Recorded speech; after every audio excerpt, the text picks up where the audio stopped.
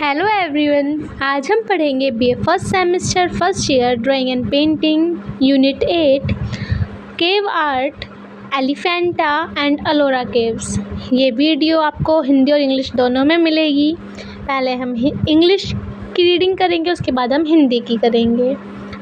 और exam time में, revision के टाइम पे भी और लर्निंग के टाइम पे भी आपके लिए ये वीडियो बहुत हेल्पफुल है। तो चैनल को सब्सक्राइब कर लेना ऐसे ही और इन्फॉर्मेटिव वीडियोस के लिए। तो let's start the video. Ellora cave paintings.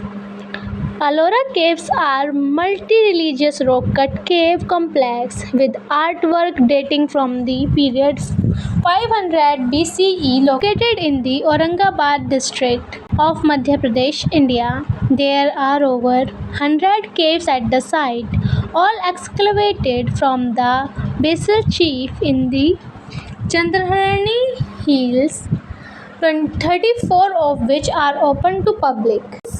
Consists of 17 Hindu caves, 13 to 29, 12 Buddhist caves, 1 to 12, and 5 Jain caves, 30 to 34 caves. The mural paintings at Ellora Cave are found in 5 caves, mostly limited to cave number 16, Kalashnath Temple or Kalash Temple. It was developed under the patronage of Rashtrakoot King Krishna I and dedicated to Lord Shiv. Ellora चित्र।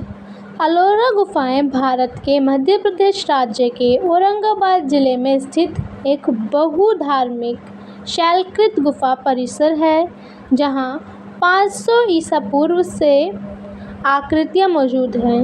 इस स्थल पर 100 से ज़्यादा गुफाएं हैं, जो सभी चंद्रवर्णी पहाड़ियों में प्लेट चट्टानों से खोदी गई हैं, जिसमें से 34 गुफाएं जनता के लिए खोली गई हैं, जिनमें 17 गुफाएं हिंदू, 13 से 29, 12 बौद्ध, 1 से 12 एंड 5 जैन, 30 से 34 गुफाएं हैं। अलोरा गुफाओं में भित्ति चित्र 5 गुफाओं में पाए जाते हैं, जो मुख्यतः गुफा संख्या 16 यानी कैलाश मंदिर का तक सीमित है।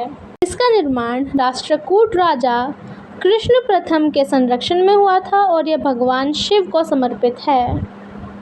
These murals were done in 2 phases. The first phase painting were done during the carving of cave, while the second phase was when done several centuries later.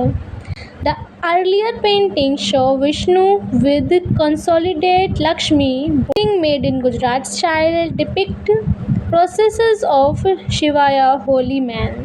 The paintings are related to all 3 religions, Buddhism, Jainism and Hinduism.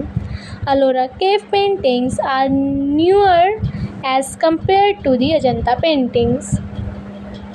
यह भित्ति चित्र 2 चरणों में बनाए जाते थे। पहले चरण के चित्र गुफाओं की नक्काशी के दौरान बनाए गए थे, जबकि दूसरे चित्र कई शताब्दियों के बाद बनाए गए थे। प्रारंभिक चित्रों में भगवान विष्णु और उनकी पत्नी लक्ष्मी और पक्षी गरुड़ द्वारा बादलों के बीच से ले जाते हुए दिखाया गया है। बाद के चित्र, जो गुजराती शैली में बनाए गए हैं, जो शैव संतों के जुलूस को दर्शाते हैं। यह चित्र तीनों धर्म, बौद्ध, जैन और हिंदू धर्म से संबंधित हैं। अलोरा गुफाओं के चित्र अजंता गुफाओं की तुलना में नए हैं। Some prominent Ellora cave paintings are cave number 10, cave number 14, cave number 15.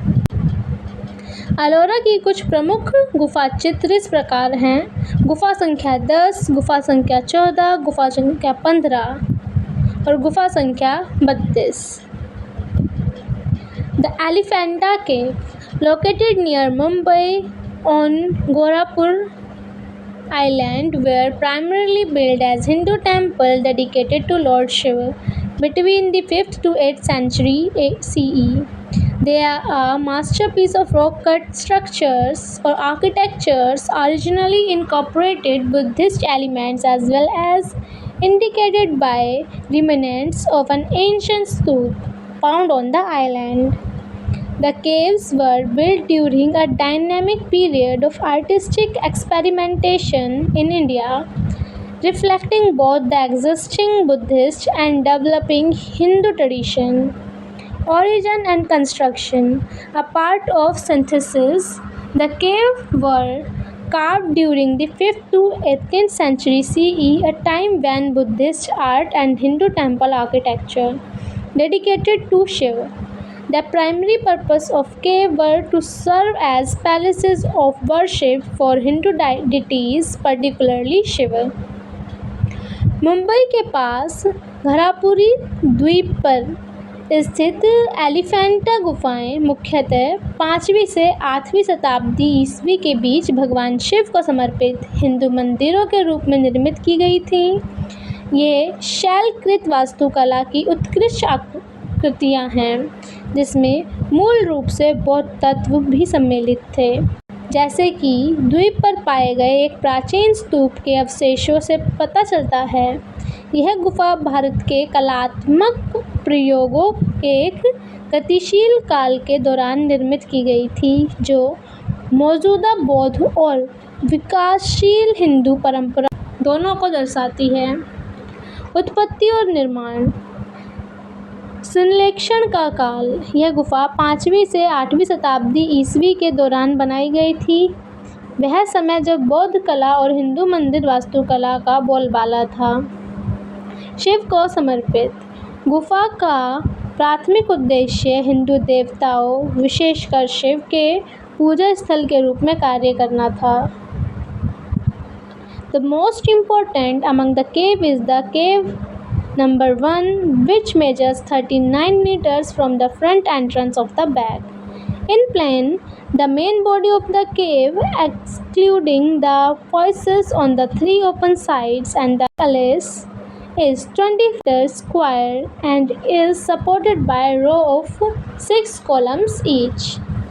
The 7-meter high masterpiece Sadashiva dominates the entrance to cave number 1. The sculptures represents 3 aspects of Shiva: the creator, the preserver, and the destroyer, identified representatively with Aghori and Bhairava, Tapta Purush or Mahadev, and Vamadev or Uma, representing of Nataraj, Yasha Yoga, Ardhanareshwar.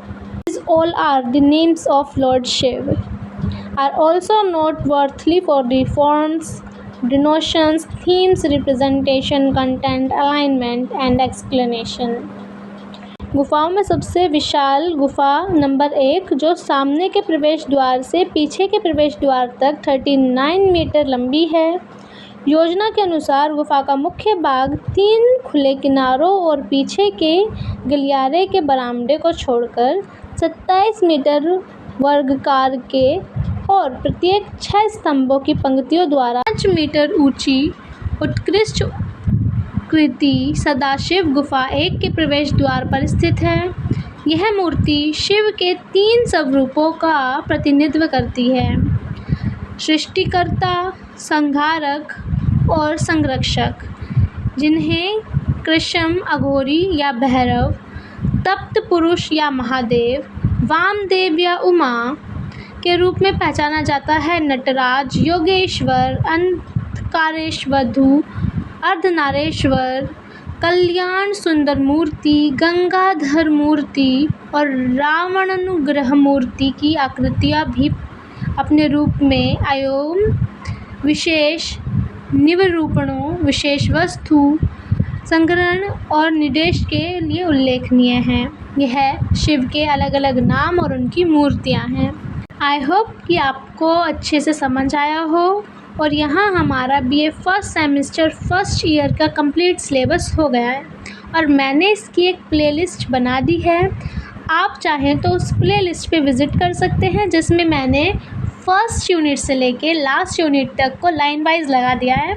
और अब हम धीरे धीरे हर chapter के chapter wise और mix करके MCQs की practice करेंगे, ताकि MCQs भी आपके अच्छे से हो जाएं। और अब हम सेकेंड ईयर के थर्ड सेमेस्टर की क्लासेस लाएंगे।